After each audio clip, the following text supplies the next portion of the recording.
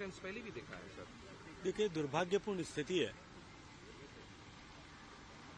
कि पश्चिम बंगाल की सरकार ने यहाँ की मुख्यमंत्री ममता बनर्जी जी के नेतृत्व में the core principle and idea of federal structure जो है उसको ध्वस्त करने का काम किया है। आपकी राजनीतिक विरोध हो सकता है, डिफरेंसेस इन आइडियोलॉजी हो सकते हैं, लेकिन संविधान प्रदत्त अधिकारों के तहत बनी हुई संवैधानिक संस्थाएं और व्यवस्थाएं, इन दोनों को कुचलने का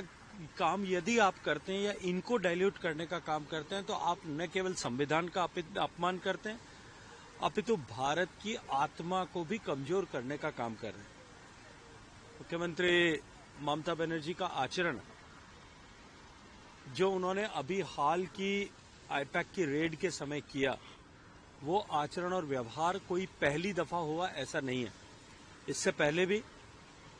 जब सीबीआई ने तत्कालीन पुलिस कमिश्नर जो अभी डीजीपी हैं, उनके घर पर जांच के लिए जो है वो कार्रवाई प्रारंभ की थी, तब भी मुख्यमंत्री ने, शायद देश में पहली बार ऐसा हुआ होगा कि किसी प्रदेश का मुख्यमंत्री स्वयं जाकर के एक जिसके अधिकारी के खिलाफ केंद्रीय एजेंसी जांच करने के लिए आई है उसमें अवरोध बने, उसमें अवरोध बनने का प्रयास करे, उसमें गतिरोध डालने की कोशिश करे। तब से लेकर के संदेशखाली के इंसिडेंट्स के समय में और इसके अतिरिक्त भी अनेक ऐसे एग्जाम्पल्स हैं जब उन्होंने इस तरह की केंद्रीय जांच एजेंसियों के काम में गतिरोध पैदा करने की कोशिश की है, प्रत्यक्ष रूप से भी और परोक्ष रूप से यदि देखा जाए तो भारत सरकार की वित्त पोषित जितनी भी योजनाएं हैं, सेंट्रल स्पॉन्सर्ड स्कीम होंगी या सेंट्रल सेक्टर स्कीम्स होंगी, उनमें जिस तरह का घोटाला यहाँ पश्चिम बंगाल सरकार में, पश्चिम बंगाल के सरकार के तत्वावधान में पश्चिम बंगाल में हुआ है, उन सारे घोटालों की जांच को भी किसी न किसी तरह से बाधित करने या किसी न किसी तरह से इन्फ्लुएंस करने की कोशिश यहाँ पश्चिम बंगाल की सरकार ने सह आशय की है। मैं ये मानता हूं कि इस तरह के कृत्य न केवल अक्षम्य है अपितु अस्वीकार्य भी हैं और माननीय सर्वोच्च न्यायालय पर टिप्पणी करने का मेरा कोई न तो क्षेत्राधिकारी है, न मुझे करना ही चाहिए, लेकिन मैं इतना अवश्य कहूंगा कि सर्वोच्च न्यायालय में बैठे हुए न्यायाधीशों को भी निश्चित रूप से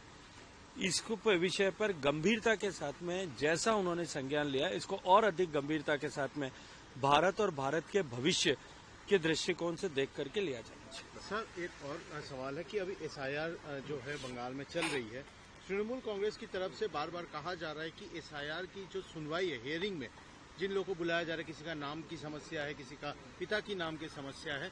तृणमूल कांग्रेस की तरफ से एक ही बात उठाई जा रही है कि लोगों को हैरेसमेंट का शिकार होना पड़ रहा है। देखिए, देश भर में एसआईआर की गतिविधि चल रही है।